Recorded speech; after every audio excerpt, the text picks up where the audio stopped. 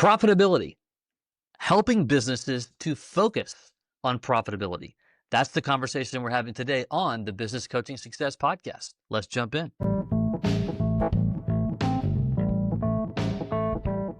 BJ O'Neill here with the Business Coaching Success Podcast. So glad you're here, where I share with you strategies, tools, and tips to be able to grow your business coaching practice to six figures and beyond as a Christian business coach. Let's jump in. Well, welcome. Glad that you are here. Welcome to the podcast, where today we are going to just reassure the purpose of business coaching. Even as a Christ follower, as a believer, why is it that we want to help businesses to remain ultra focused on profitability? Because it matters, and believe it or not, it's actually not often that happens, which we'll talk about. Okay, and here's why. Often when we talk about coaching, people kind of blur the lines between life coaching, mindset coaching. Those things are important. You know what I mean? Like, we have to understand how to think, prepare ourselves, be resilient, all those things. However, when it comes to building and growing a long-lasting and sustainable business, that business must focus on profitability. And as business coaches, it's really easy for a lot of people. I see it all the time. We talk about this in our mastermind calls with our coaching team. We see this all the time, where they drift away, and coaching session and coaching session kind of becomes somewhat more ethereal conversations, and just talking about what's been going on and some encouragement and some advice. That's fine, except for that's not it. That's not what, get my words out. That is not what's going to grow the business. There you go. How about that? So what do? Well, we have to stay focused, but let me kind of break it down. Perhaps you're considering getting into the business coaching game. Maybe you've been a VP for a long time. Maybe you've held some management roles in a lot of places. You love coaching people. You love encouraging people. You love helping people. You love marketing. The idea of potentially helping a business to become profitable, or maybe in your mind right now, it's just that, the idea of helping them grow sounds really interesting to you. Kind of combining that whole purpose and providing a resource, meaning an income for you and your family, is enticing to you. But maybe you're like, but when you do that, what does that look like? I'm going to break that down and go from there. Here's the big problem when it comes to business ownership, and perhaps you own a business, and if this is you right now, hey, reach out to us. We want to help you if we can, and I do believe that we can. But the problem oftentimes is, when we run businesses, it's very easy to fall in the distraction of everything else other than actual profitable growth. That's one. Number two, a lot of business owners confuse revenue and profit, okay? And so what is profit? Well, simply, profit is what's left over between all the sales that have come in and all of the bills have been paid, right? But when you don't focus on that and understand how to grow that part of the business, that's where challenges come in. It's what we call the operational whirlwind. Now, clearly, it's important for the business to operate and operate the business and all the functionality, hiring the right people, right? The economics about the deliverables of the product or the service, administrative tasks. This is a big one that has to happen, and a lot of business owners fall kind of into the trap of overly focusing on this term, operations. Again, we have to be operational, but that has to be a byproduct born out of the focus for profitability. Matter of fact, one of our coaches on our team just recently started working with a business in the prospecting phase, we'll call it. In other words, they are discussing the potential opportunity to work together. They're 2, maybe 3 years, somewhere between 2 and 3 years old. The business is. They're approaching, topping over the 1 million in annual revenue mark. We see this all the time. It is not that difficult today, but believe it or not, to get a business around 500,000, and then it's a little extra work to get it to start to hug that $1 million line. And then that's where, it just becomes really difficult when there's not a system, a process to focus and how to grow the profits of the business, right?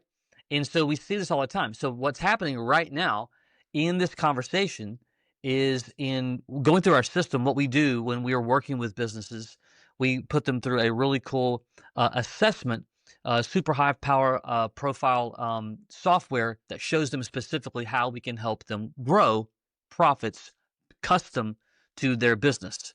Well, the question was, here's some numbers that I need from your P&L. Well, the business owner didn't really even know what the profit and loss statement really was.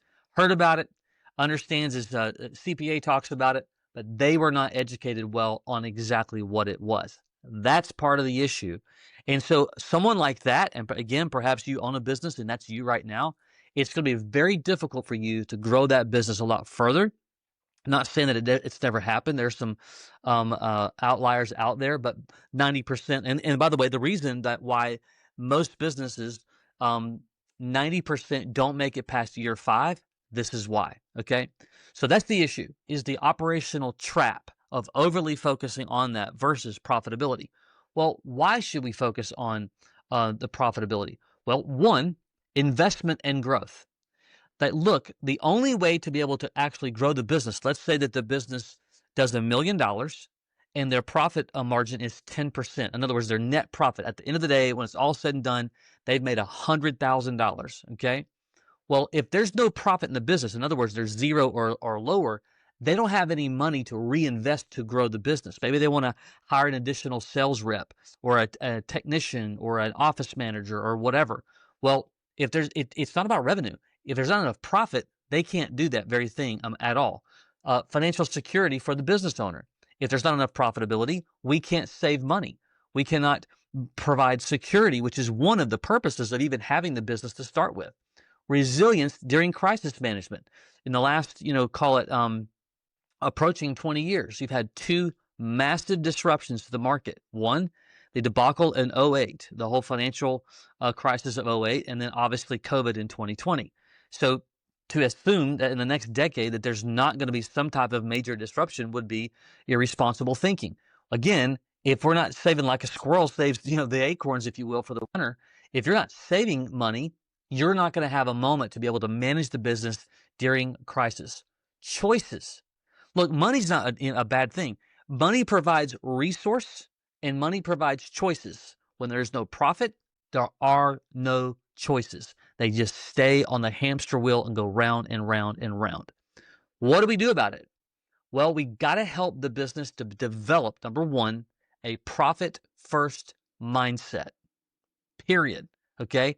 It's not about going through the motions. It's not just about checking the boxes. It's about mentally understanding that the decisions that they're going to make, the people that they're going to hire, the new additional products and services that they're going to provide, doesn't matter what it is. They first have to run it through a filter of how does this help me become profitable? Now, there may be seasons where the profit is softer because of an investment of equipment.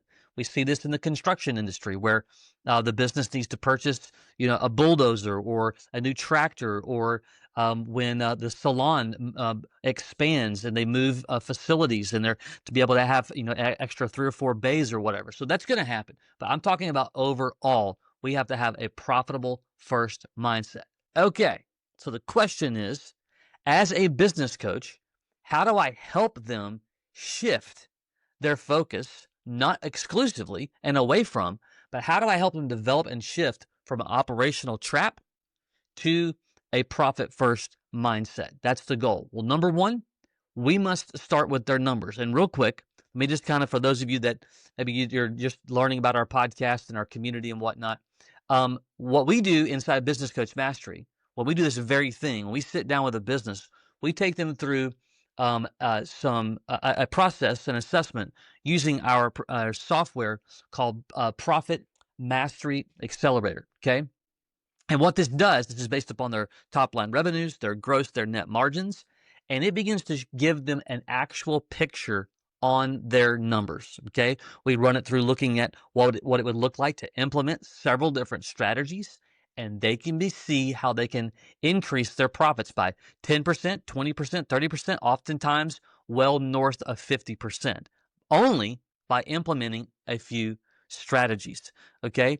And so if you're curious, by the way, just as a side note, if you're curious, hey, I'd really like to, maybe you are coaching, by the way. We get it all the time. You don't have resources, you don't have systems, you don't have tools, and you're curious, you'd like to know more about it, you can go to businesscoachmastery.com. That's businesscoachmastery.com. There's some information there. You can get all about our Done For You platform, as well as scheduling a call if you're interested in learning more about it. But we have to start with this entire approach to what's possible numerically.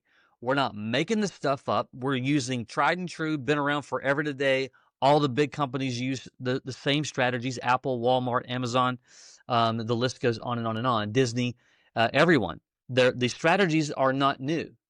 People think that all the time. I need to do something different, whatever. No, you don't. You need to get good at really good and master the strategies that are already available that are absolutely proven.